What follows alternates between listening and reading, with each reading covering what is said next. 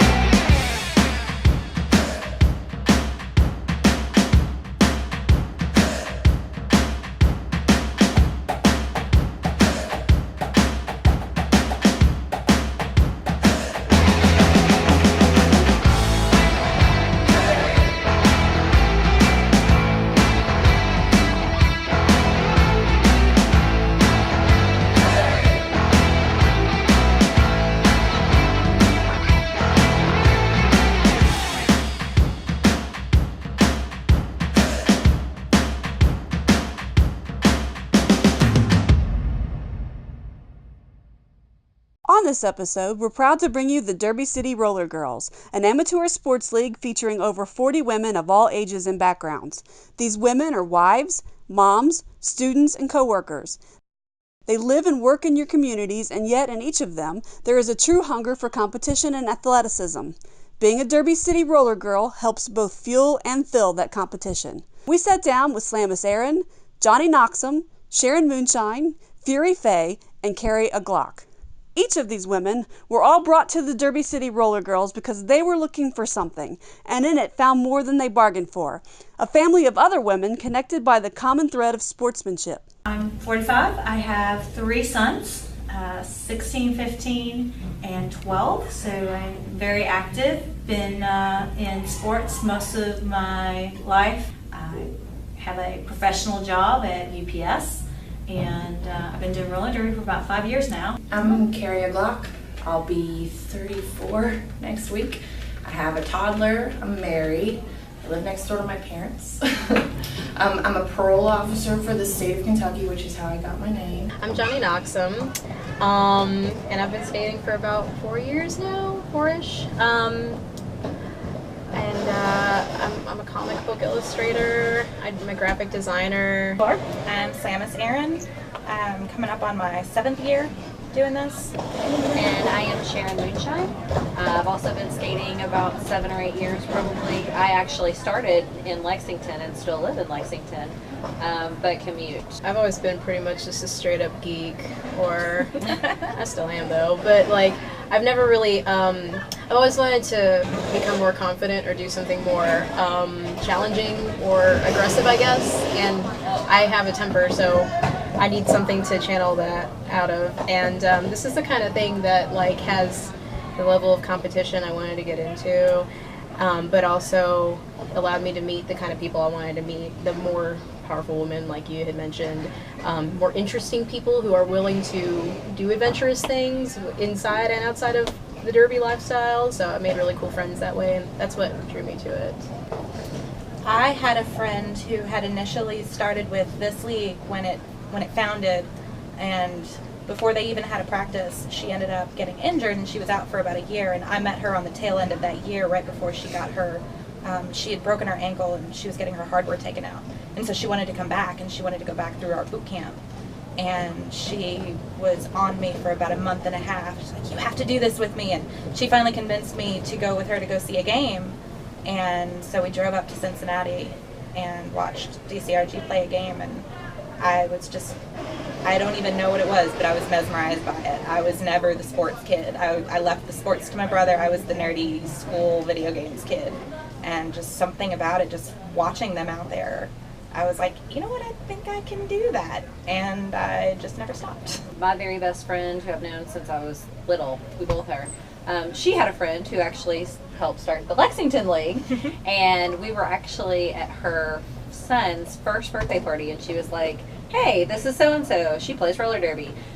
This is Julie, she should play roller derby. And then we sat and talked, and after that I just started going to practices, and the rest was kind of history after that.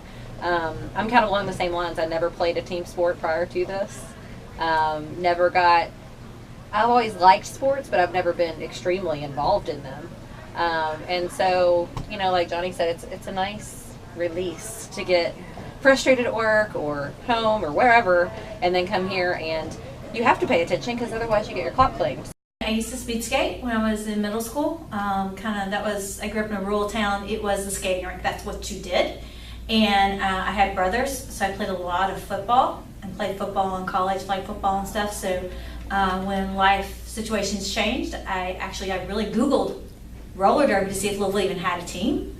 And I was like, God, I'm kind of old. And I went and watched the game. I was like, I think I can take that hit. I think I can do that. And one of the girls came up and goes, you know, we're having an open skating boot camp. You should just come and try out and just see how it works. And so I'm like, sure, I don't have anything else to do on Sundays. I grew up roller skating too. My dad actually was a firefighter, so they're 24 on, 48 off. So we had a part-time job at the rink, so we'd get free babysitting pretty much if he dropped us off. So we'd do 2 to 6, and then my parents would pick us up and take us to dinner, and we'd skate 7 to 11. So, oh, wow. So you spent a lot of time on the rink. We did. I moved back to Kentucky after getting married. I got divorced. I started a new job.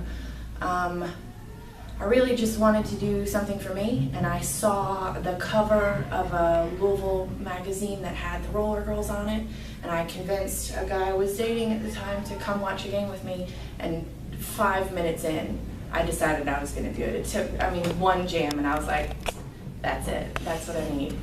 When I heard about it, I was like still in high school, and so I caught my attention because I saw flyers around town.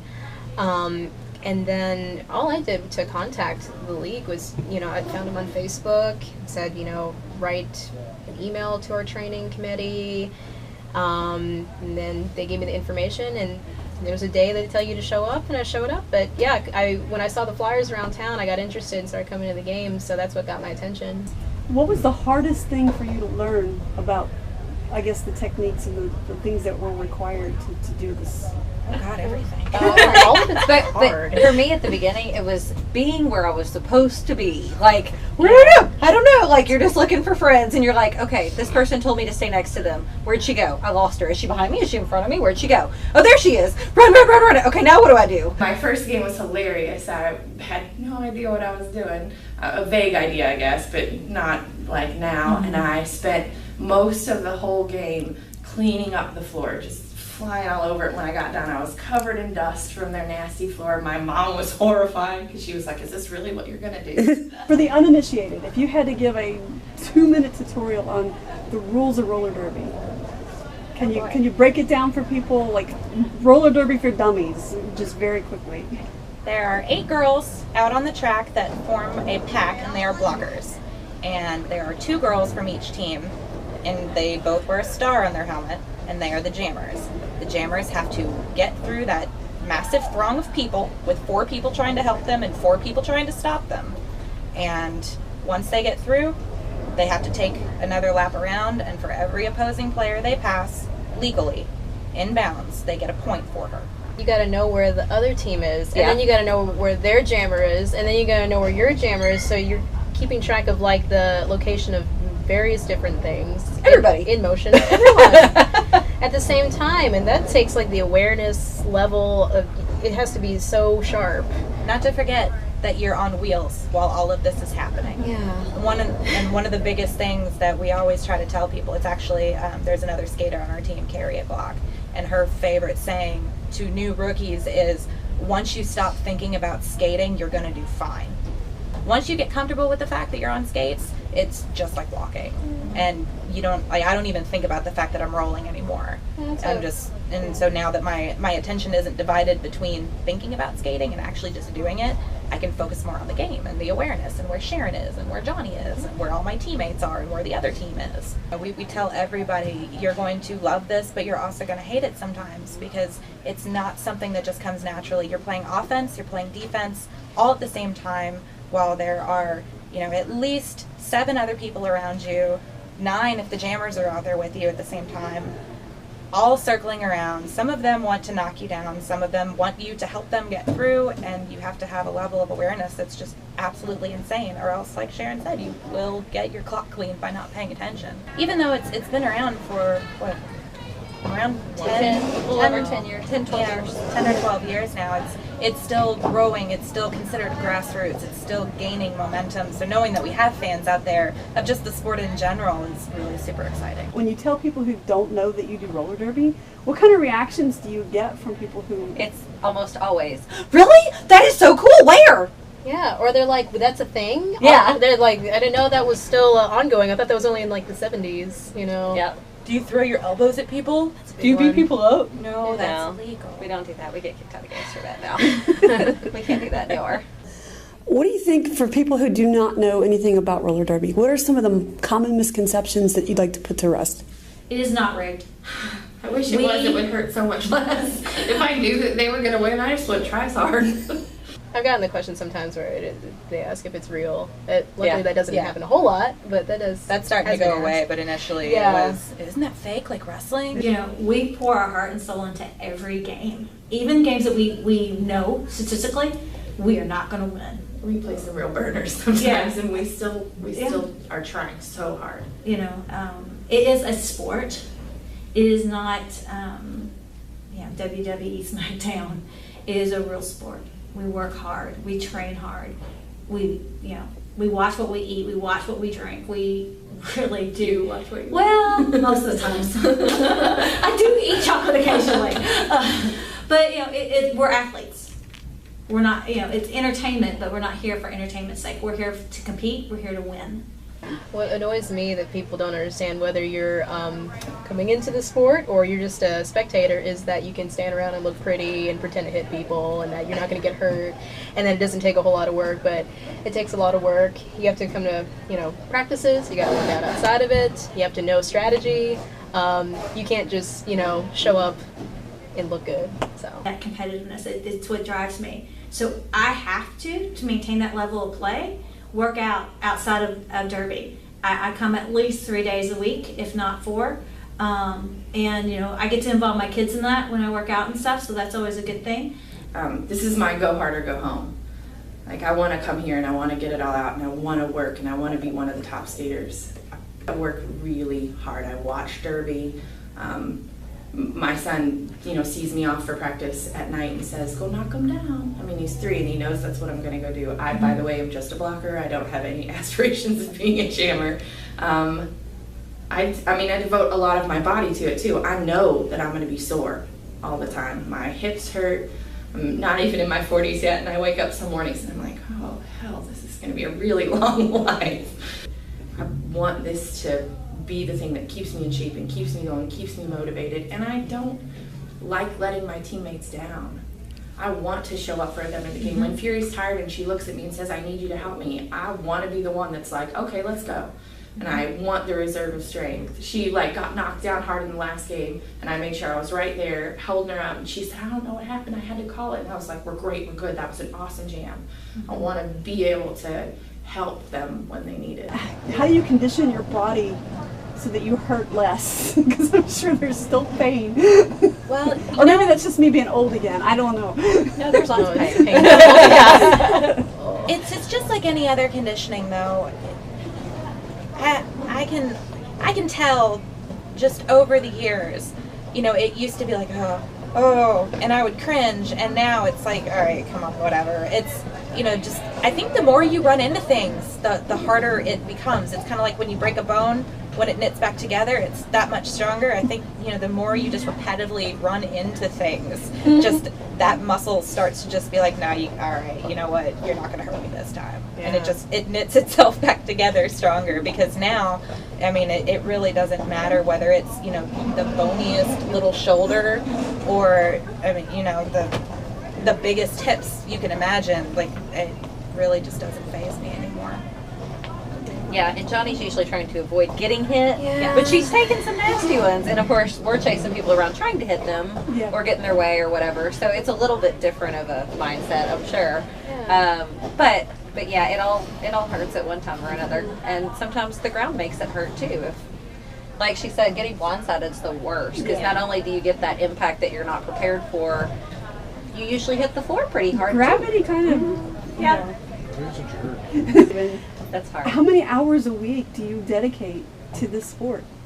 Oh goodness. It varies from week to week and even season to season, I would say, because obviously on our own season we're trying to, not that we're always not trying to be around and getting better, but when it's the middle of your season, you're trying to make as many practices as you possibly can, as many scrimmages, so on and so forth, just so that you can actually play as a team, because if you don't ever play together, you can't play together in a game very well. You have to know your own players and know, like, I've been working with Sharon on 4 years now. I know how she moves, she knows how I move, so we make a really great pair out there.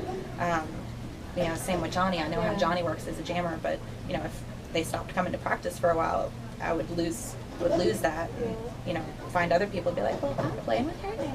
Yeah, you also find that, like, it's easy to feel rusty if you don't put in the hours or come to practice on a regular kind of basis, because the strategy is always changing, the drills are always changing, there's always different maneuvers and moves we're trying to learn, so if you miss out on that, it'll mess you up a little bit. So it takes a lot of practice at actual practices and outside, like I mentioned, to stay on top.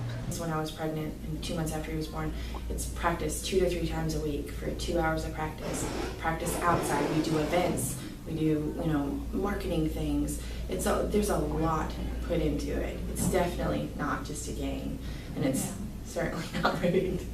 And the other teams that we play put the same amount of work in. This is a neat family aspect, not just within our team, but within all the other leagues.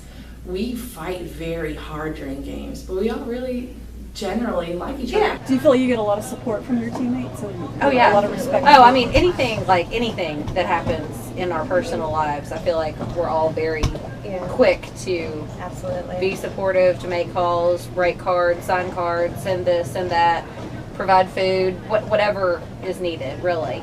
Yeah. And to have that kind of a support system, it is like having a second family. I mean, we're so diverse and so different, and not all of us are bestest friends, but we would go to bat for the other one, right? I know they've got my back. When I've had a bad day or something, I can come in and I can say, "This is what's going on." They're like, "I gotcha. You're good." Easily. Slamis is my go-to teammate. Slamis Aaron, she's my derby wife. We've been derby wives for like 6 years now. But the ones of us that have been around since 2008, since 2009, we know everything about each other. Yeah. I mean, they were all there when I had my son. I had a whole team come to greet him and welcome him. When we go through divorces together, we go through marriages together. Yeah. I know all of these people were at my wedding. My reception was here. These friends and pretty much family get me through everything. If there's a problem, somebody here has the answer. Do you ever get recognized? Has that ever happened that you're out somewhere and like, I know you? Yeah, well, I only want to bring this up. I had a recent story, and I thought this was hilarious. My sister is in high school, so at lunch one day, some of her friends, or one of her friends, asked the rest of them if they had gone to any of our games, if they had seen roller derby, and they're like, "Oh no, we don't know what that is." And then he was like, "Oh man, I went to a game one weekend and there's this jammer named Johnny and she's really cool." And my sister was like, "Yeah, that's my sister." And she rolled her eyes at him. And I'm like, "Hey, that's neat. Young people think I'm all right." Do you see yourselves as role models for young ladies? hope so. I mean, I think just as grown women, we hope that there are little girls that are like, oh, I could totally do that. And if they can do that, they can do anything else for that matter. Absolutely. I mean, I have one of my sons is a very competitive basketball player, and he had a really tough game. I was like, hey, baby, I'm just going to stay home and miss practice. He goes, no, your team needs you. Go. That's you go. Your team needs you. That's what part of a team is. And being a role model for all kids and showing that dedication. And you know, one of the best stories I have is a friend of mine has a granddaughter, and she's very shy, A student, doesn't really take a lot of risks. And he introduced her to me, and I actually signed a picture and everything to Desi, Love Fury Faye, and he told her, you know, hey, you know, she plays roller derby, but she's a professional. And now that little girl rides four-wheelers and has a mohawk helmet with hot pink wheels. But he goes, she never would have taken that step without knowing that she could be both. She could have both worlds. Because I think a lot of little girls are, you're this world or you're that world. But there's such a blending that can happen. My skates are pink. Still definitely a girl. I think I'm jealous of the junior roller girls. I don't know about being a role model for them. I'm so jealous of them. I wish that existed when I was a kid. I think it would have been so much easier to figure out who I wanted to be and to learn that you could be both of those things. I guess it is great that we can show people that you can be professional. I mean, I work in law enforcement and have a family. I own my own home and paid off my car and my student loans. And Yeah. be an adult and still hopefully kick ass. I want my kid to think I'm cool. I don't know if I can continue playing until he's old enough to figure out that I am. Cool. But that's, I mean, I want to be the mom that doesn't just say, hey, I'm going to take you to practice. I want to be the one that says, hey, let's go stand in the yard and pitch for a while, or I can teach you how to hit, I can teach you how to skate. I want to do all of those things. Yeah. My son, my oldest son, said was, I'm so proud and so glad you do roller derby. I'm like, why? Why are you proud of that? I mean, I'm gone. I'm hurt a lot of times. I ache. Because nobody's mom does anything as cool as you. He posts pictures of her on Facebook and is like, yeah, casually, this is my mom. She plays roller derby. And that's awesome. Yeah, I it's like, can't- what up? I'm a little jealous of that. That's very cool. It's going to come. That's so cool. You know, sometimes you'll have little girls, and little boys for that matter, run up and have their program and want you to sign it. I mean, that makes me that, like, you're just like, oh, really? Okay. I think my favorite part of playing roller derby now is when my parents introduce me to their friends or people that they know, and they're like, this is our daughter, she's a parole officer, and she plays roller derby. And to see them get so excited about it, I mean, I spend my whole life wanting to make them proud. People get frustrated with the sport when you're actually playing it and you're involved in a big derby family, but you know, at the end of the day, you have to remember why you're doing it, because it's fun. You know, I do it because I'm having a good time and I like the people I'm with, so you know, that's why I'm here. Through their examples of hard work, dedication, confidence, determination, and an insatiable need to win, we can all learn something valuable about the embodiment of women as models for both femininity and strength.